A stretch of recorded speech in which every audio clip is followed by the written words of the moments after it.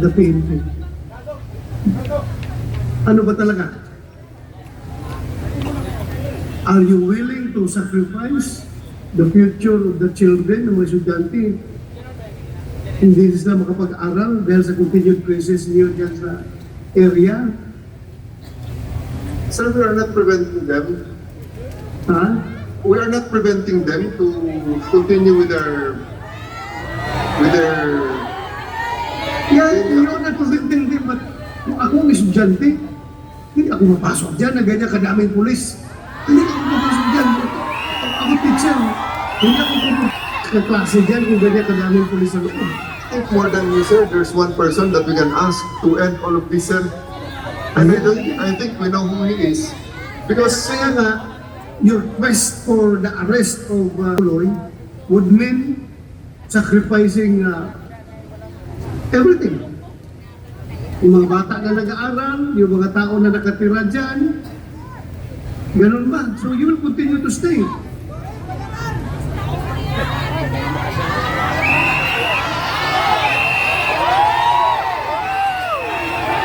Hindi ba pwedeng bigyan nyo muna ng relief yung mga tao dyan to back to their normal lives? Tapos kung meron naman kayo positive info, go ahead. Go ahead. No arrest. Pastor Kibuloy kung nandiyan siya sa loob. Alam mo, like, the way I see it right now, pinapakiusap pa sa'yo, gusto.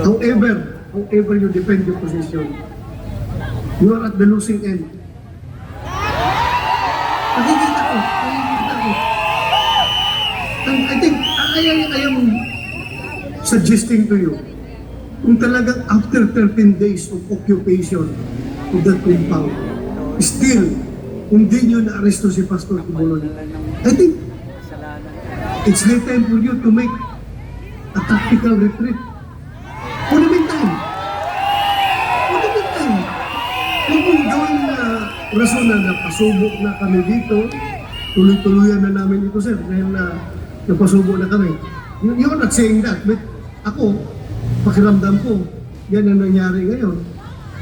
Napasubok na kayo dyan, kahit hindi niyo nakikita, Pastor Kibuloy, tuluyan na lang ninyo, ayaw na ninyo umalis.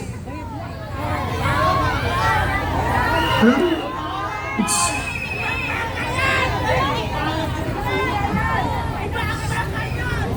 Kung babalik sa normal yung buhay ng mga taga-POJC, pag umalis kayo dyan, pati yung pulis natin, babalik rin sa normal yung buhay nila.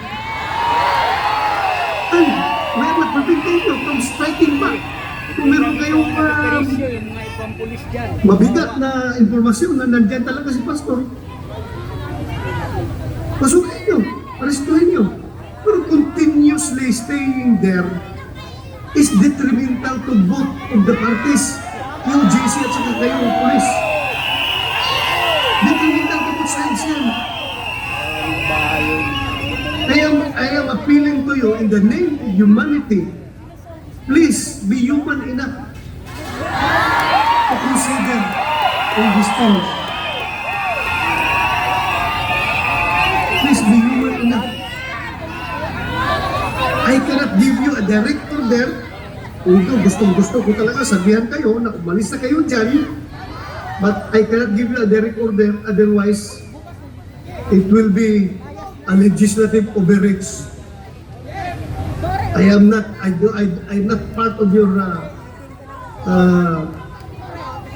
chain of command. Hindi ko kayo pwede orderan dyan.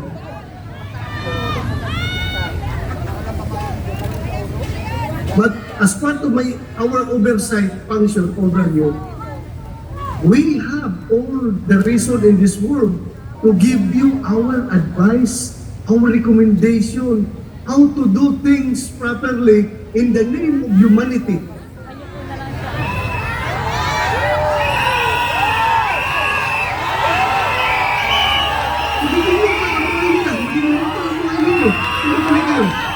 Then kung meron naman kayong informasyon, go ahead. Nobody's stopping you. Pero yung ganyan tuloy-tuloy na lang kayo, I am running out of reasons to explain to the people why these policemen are still there after how many days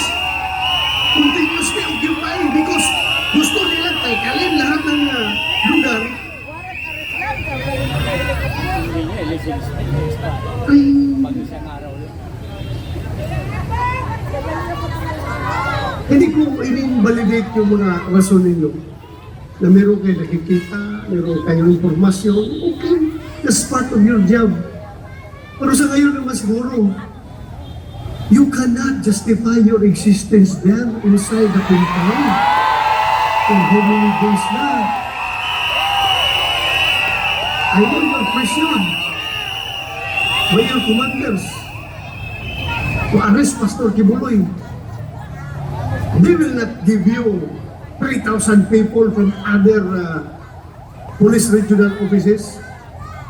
They will not support you with that gargantuan number of troops just to arrest one wanted person kung walang imprimatur yan galing sa us.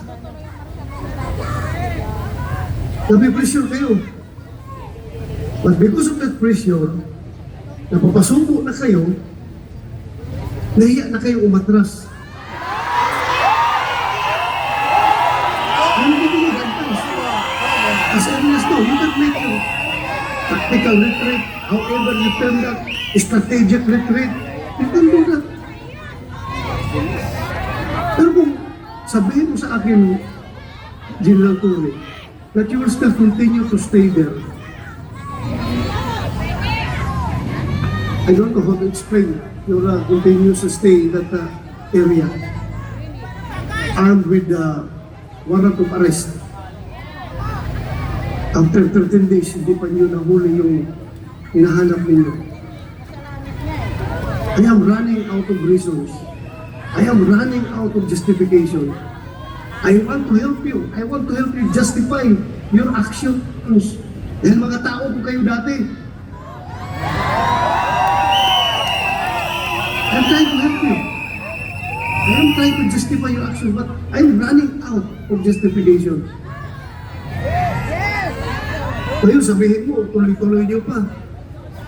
Well,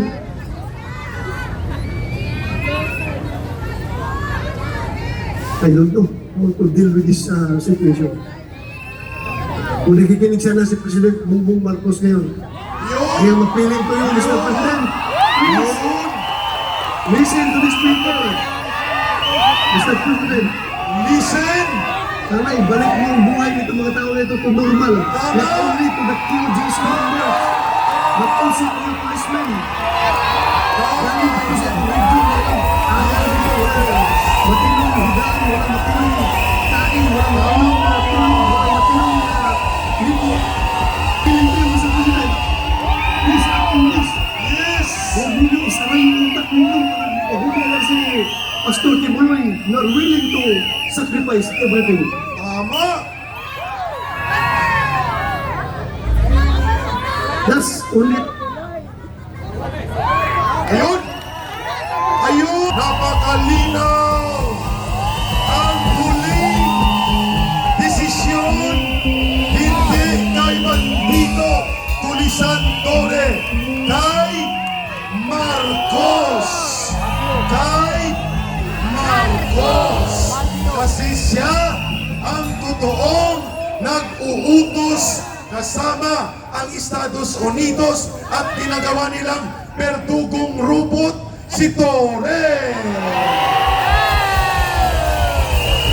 Ang kapangyarihan upang mahinto ang kademonyuhan, kalupitan at kasamaan ng mga pulis na ipinapatupad ng bandido at tulisan na si General nila Torre nang gagaling kay Marcos.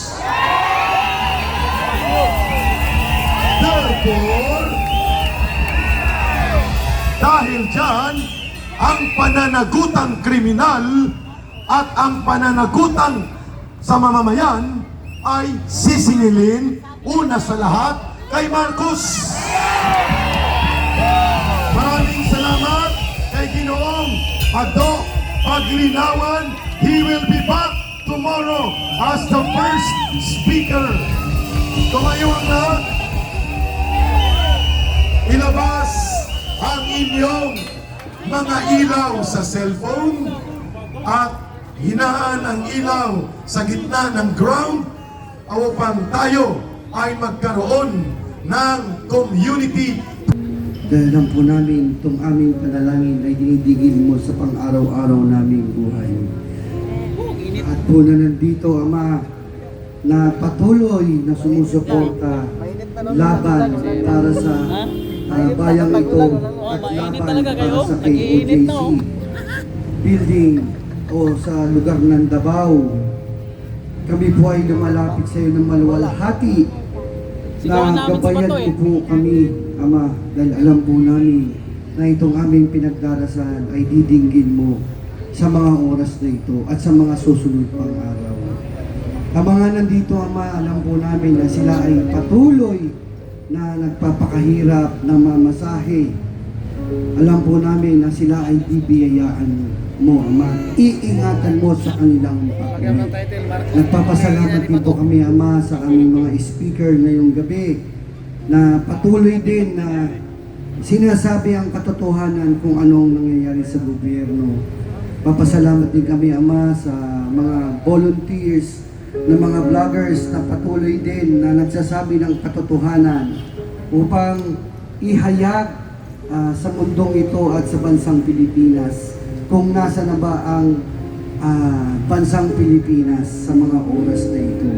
Dahil lang po namin dumaan ang bagyong Karina, dumaan ang bagyong Enteng, hinahanap po namin ang pagtulong mula sa gobyerno. Hinahanap po namin ang pagtulong mula sa aming presidente.